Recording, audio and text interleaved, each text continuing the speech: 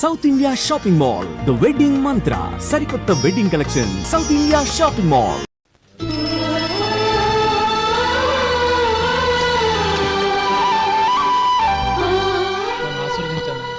భగవంతుడు నిన్ను చల్లగా చూస్తాడు. ఏంట్రా విషయం? నాకు పోస్టింగ్ ఆర్డర్ వచ్చింది. అలాగా? మన ఊళ్ళోనే నన్ను ఎస్ఐగా అపాయింట్ చేశారు.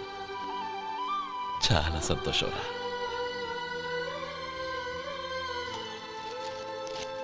అన్నయ్య, నాకు కాదురా, ముందు మీ ఆవిడికి పెట్టు. ఇదంతా అమ్మాయి దృష్టం. నీకు ఉద్యోగం రావాలని ఎన్ని నోములు నోచిందో, ఎందరు దేవుళ్లకు మొక్కిందో. వెళ్ళి మీ ఆవిడికి పెట్టు.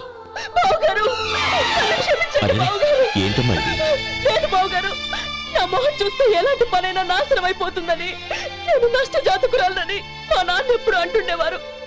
అదే నా మనసులో నాటుకుపోయింది. ఆ రోజు మీరు కుంకుమ భరిని అడిగినప్పుడు శుభమా అంటూ పెళ్లి చేసుకోబోయే ఆ పిల్లకి నా చేతులతో కుంకుమ ఇచ్చానంటే ఎక్కడ అశుభం జరుగుతుందోనని భయపడ్డానండి. అందుకేనండి మీరు బయటికి వెళ్తూ గొడుగు అడిగినా ఇవ్వకపోవడం, ఏదో రాకపోవడం. అంతేగాని నా బతుకులో వెలుగు నింపిన మిమ్మల్ని అవమానించేంత దుర్మార్గురాలి కాదండి. ఏంటమ్మా ఇది? చిన్నపిల్లల లేదండి, నాకు అదృష్టం ఉందని, నా పూజకు ఓ విలువ ఉందని మొట్టమొదటిసారి అందు మీరే. ఈ క్షణమే నా ప్రాణాలు పోయినా పర్వాలేదు బాబు గారు, ఆ ఒక్క మాట చాలు. ఊరుకో. మంచి చెట్లకు మనుషులే కారణమైతే ఇక గుళ్ళెందుకు, దేవుళ్ళెందుకు? పిల్లెదురొస్తే అశుభమని, నక్కతోక తొక్కితే శుభమని అంటారు. అలా అయితే అందరూ ఇళ్లలో నక్కల్నే పెంచుకోవచ్చుగా. అలా ఎందుకు చేయరు? మంచి చెడు అన్నది మనుషుల మనసుల్లో ఉంటుందమ్మా, ఆశీర్వదించే చేతుల్లో కాదు. ఇక మీదట నేనెప్పుడూ నీ కళ్ళలో నీళ్లు చూడకూడదు, సరేనా? రే, అమ్మాయికి తీపి తినిపించు.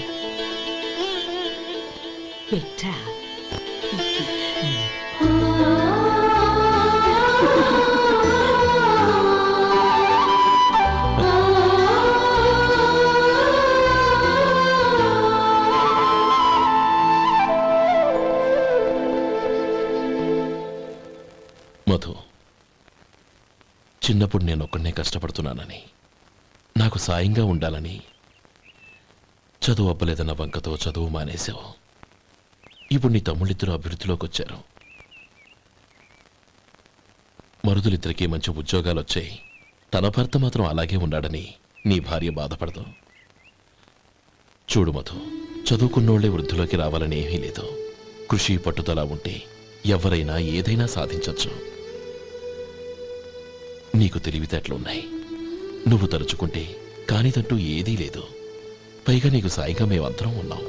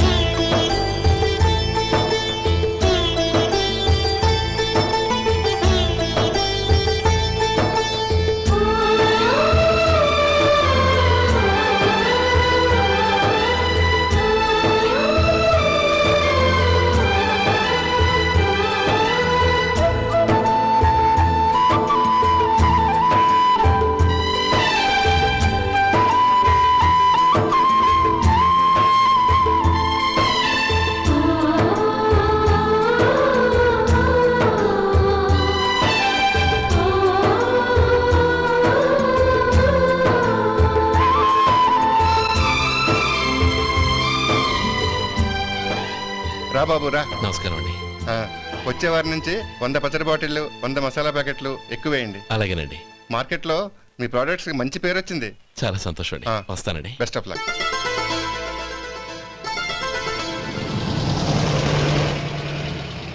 ఆ బాక్స్ లోపల పెట్టవా? అలాగే సార్. ఇక మీద మీ ఆర్డర్లు సగం వేయండి, సరిపోతుంది. అదేంటండి? మీ పచ్చళ్ళు అమ్ముడుపోక చాలా స్టాక్ అలాగే ఉండిపోయింది. ఇప్పుడు అందరూ రుచి పచ్చళ్ళు రుచి మసాలానే అడుగుతున్నారు. మా నల్లుడి గురించి తక్కువగా అంచనా వేశారు కదా, ఇప్పుడేమంటారు? ఎలాగైతేనే అతను వృద్ధిలోకి వస్తే చాలు. వాళ్ళు బాగుంటే నాకు సంతోషమేగా. ఎవడ్రా వాడు? ఇన్నాళ్ళుగా వ్యాపారం చేస్తున్నాను, నిన్నగాక మొన్న వచ్చినోడు వాడు నాకు పోటీయా? వాణ్ణి పెరగనివ్వకూడదు. వాణ్ణి ఇక్కడికి రప్పించండి, నేను మాట్లాడతాను.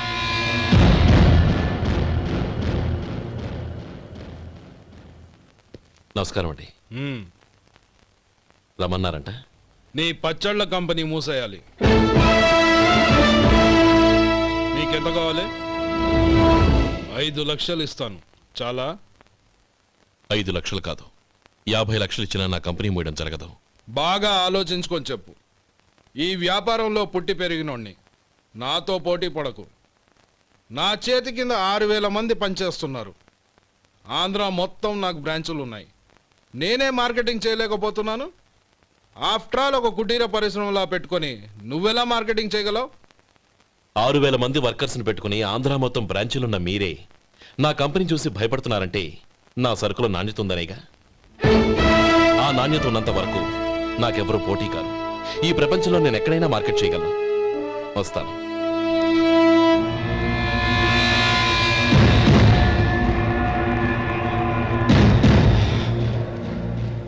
ఇక్కడ ఏం లేదండి. ఇక్కడ ఏం లేదండి. ఇప్పుడు ఊపిరి పీల్చి బిగ్బట్టు. నెమ్మదిగా వదిలే. ఓకే, లే. నెమ్మదిగా ఇలా వచ్చి కూర్చో. ఏం లేదు, మామూలు కడుపు నొప్పే. ఈ టాబ్లెట్స్ 3 రోజులు వాడు. ఎలా వాడాలో ఇందులో రాశాను. Token number 29. ఏమన్నారయ్యా? టౌన్ డాక్టర్ భయపెట్టేశాడు, ఆపరేషన్ అది ఇదని. కానీ ఈ డాక్టర్ బాబు ఏమీ లేదని చెప్పాడు. అలాగా? ఈ బాబు 10 కాలాల పాటు చల్లగా ఉండాల.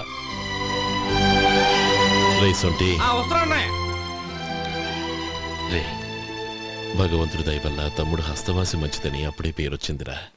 తమ్ముడిని దగ్గరుండి జాగ్రత్తగా చూసుకో. పని హడావుల్లో పడి వేళకి భోంచేయడము. అబ్బే అదే లేదన్నయ్య. 1 గంటకల్లా పేషెంట్ కట్టు, భోజనం పెట్టు. అది అలా జాగ్రత్తగా చూసుకో. నేను చూసుకుంటాను కదన్నయ్య, నువ్వు వెళ్ళు.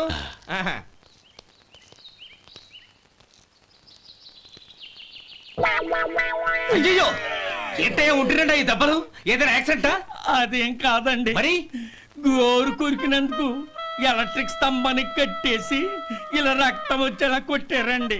ఊరు కొరికినందుకు ఎలక్ట్రిక్ స్తంభాన్ని కట్టేసి ఇంతలా కొడతారా? వాళ్ళ అసలు మనుషులా రాక్షసులా? చాలా థ్యాంక్స్ అండి, కనీసం మీరైనా అర్థం చేసుకున్నారు. వాళ్ళు అర్థం చేసుకోలేదండి.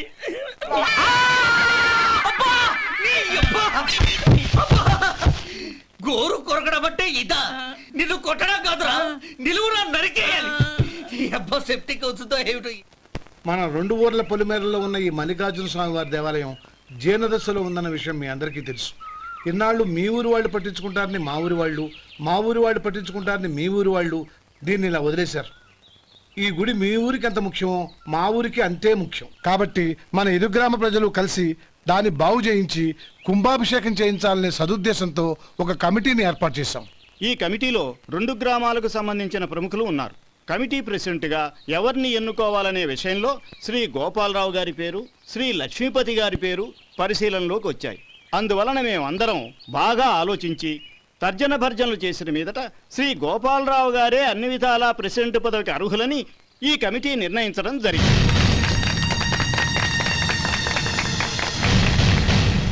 అంచేత ఈ ఉభయ గ్రామ ప్రజలు శ్రీ గోపాలరావు గారికి ఉదారంగా విరాళాలు అందజేసి ఈ శుభకార్యాన్ని జయప్రదం చేయవలసిందిగా కోరుతున్నాం. ఏంటి ఇంకా రాలేదా? ఏంటయ్యా, టైం 10 అవుతోంది. బోర్డు మీద 10 గంటలను రాసింది. మీ డాక్టర్ ఇంకా రాలేదు. అసలు మీ డాక్టర్ కి టైం సెన్స్, పంక్చువాలిటీ ఏమైనా ఉన్నాయా? ఇంతకీ మీరెవరండి? నేను డాక్టర్ అమ్మని. ఓహో, మీరు డాక్టరేనా? డాక్టర్ అంటే డాక్టర్ని కాదయ్యా, డాక్టర్ని చేసుకోబోయేదానని అర్థం. ఓహో. అవును, నువ్వెవరు? నేను ఇక్కడ టోకన్ ఇస్తూ ఉంటానులేండి. తప్పుకో. తప్పుకోవయ్యా. అవును, మీ డాక్టర్కి ఎవరో అన్నయ్య ఉన్నాడంట కదా, ఎలాంటోడు? ఎలాంటోడంటే? అదేనయ్యా, చాలా కోపిస్తని విన్నాను. ఎందుకని అడుగుతున్నారు? ఎందుకంటావేంటయ్యా? ఆ అన్నయ్య మాట వినగానే మీ డాక్టర్ గడగడా వణికిపోతాడు. అసలు డాక్టర్ చదివే తమ్ముణ్ణి అలా భయపెట్టచ్చా? తప్పు కదా? తప్పేనండి. కాని నాకు మీ డాక్టర్కి పెళ్ళవని ఆ అన్నయ్య సంగతి అప్పుడు చెప్తాను. ఏం చేస్తారండి? ఏం చేస్తానా? సంవత్సరం తిరగకుండానే కవల పిల్లల్ని కని వాళ్ళ అన్నయ్య చేతిలో పెడతాను. వాళ్ళకి 5 సంవత్సరాలు వచ్చేసరికి ఆయన్ని బాగా మొట్టికెళ్ళేస్తారు. అలా నా కసి తీర్చుకుంటాను. ఈ డాక్టర్ ఎప్పుడు వస్తాడో ఏంటో. అది సర్లే కాని నువ్వు పని చేయి. మీ డాక్టర్ రాగానే నేను వచ్చి వెళ్ళానని చెప్పు. నేను అంటే? ఓ, నా పేరు చెప్పలేదు కదా? నందిని. ఏం చెప్తావు? అదేనండి, నందిని గారు వచ్చి వెళ్ళారు అని చెప్తాను. గుడ్, పైకొస్తావు.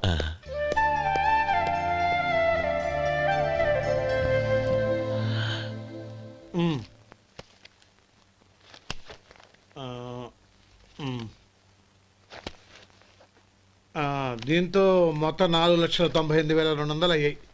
పోతే నువ్వు ఇచ్చినంత ఇవ్వలేకపోయినా ఈ దైవకార్యానికి నా వంతు చంద 1800. దీంతో మొత్తం 5 లక్షలు పూర్తయ్యాయి. సరేరా, నేను ఈ డబ్బు తీసుకుని పట్నం వెళ్ళి బ్యాంక్ లో వేసి వస్తాను. అలాగే, నేను నీతో వద్దాం అనుకున్నాను రా, అనుకోకుండా సాయంత్రం ఇన్స్పెక్షన్ వచ్చింది. పర్వాలేదులే, వెళ్ళొస్తాను.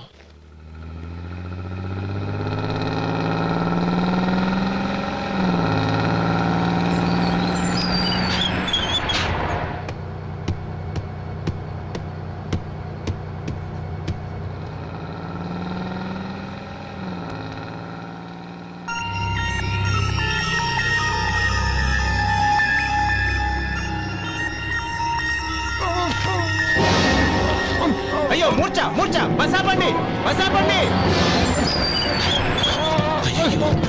ఇదిగోండి తాళం చేతులు గుర్తి. ఈ తాళాలు చేతిలో పెట్టండి. వీటి వల్ల ప్రయోజనం లేదు. 4 ఖర్చుకోకుండా పళ్ళ మధ్య పెట్టడానికి గట్టిగా ఏదైనా ఉంటే ఇవ్వండి. ఇదిగో ఇది చూడండి.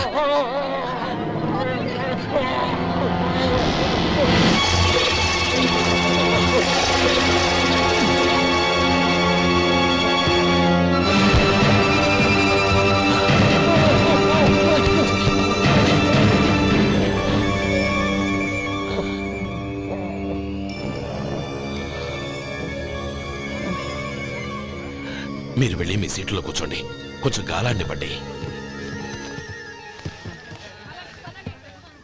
ఇప్పుడు ఎలా ఉంది బాబు?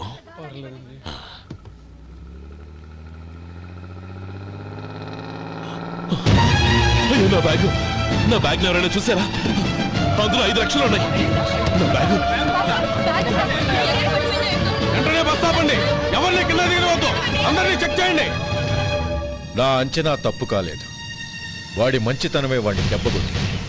మన వాళ్ళని పంపించి గుడి తాలూకు డబ్బు కొట్టేశాడని పోలీస్ కంప్లైంట్ ఇవ్వండి. ఇప్పుడు ఆ స్టేషన్లో ఎస్ఐ వాడి తమ్ముడే. వాడే వెళ్ళి వాడి అన్నయ్యని అరెస్ట్ చేసి వీధుల్లో నడిపించుకు తీసుకురావాలి. అది నేను కళ్ళారా చూడాలి, మనసారా సంతోషించాలి. అయ్యా గోపాలం గారు, గోపాలం గారు, మీరు దేవస్థానం సొమ్ము దొంగిలించారని ఎవరో పోలీస్ కంప్లైంట్ ఇచ్చారంట. మిమ్మల్ని అరెస్ట్ చేయడానికి మీ తమ్ముడు గారు వస్తున్నారు.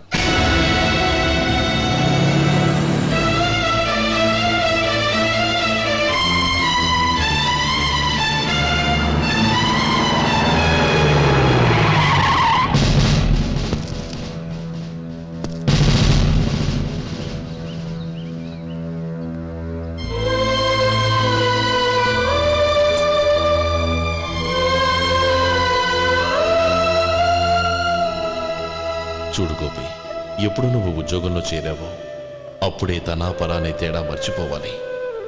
నేరం చేసిన వాడు నీ తమ్ముడైనా అన్నైనా సరే శిక్షించాల్సిన బాధ్యత నీది. అదే నువ్వు నీ ఉద్యోగానికి ఇచ్చే గౌరవం.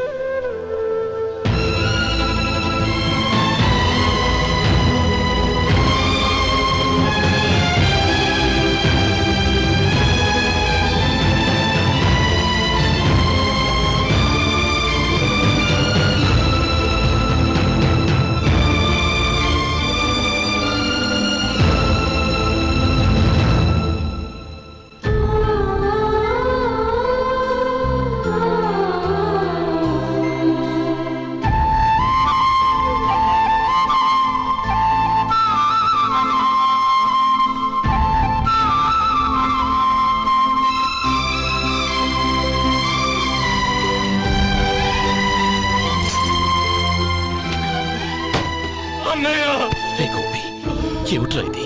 నన్ను క్షమించన్నయ్య. నేను కోరి ఉద్యోగుల చేరిన మాట నిజమే, కానీ ఇలాంటి పరిస్థితి ఎదురవుతుంది అనుకోలేదు. నా ఒంట్లో ప్రతి రక్త పట్టు నీ భిక్షానన్నయ్య. నిన్ను అవమానపరిచి ఉద్యోగం నిలబెట్టుకునే బదులు నా ప్రాణాలను వదులుకుంటారు, కానీ ఈ పని మాత్రం నేను చేయలేనన్నయ్య.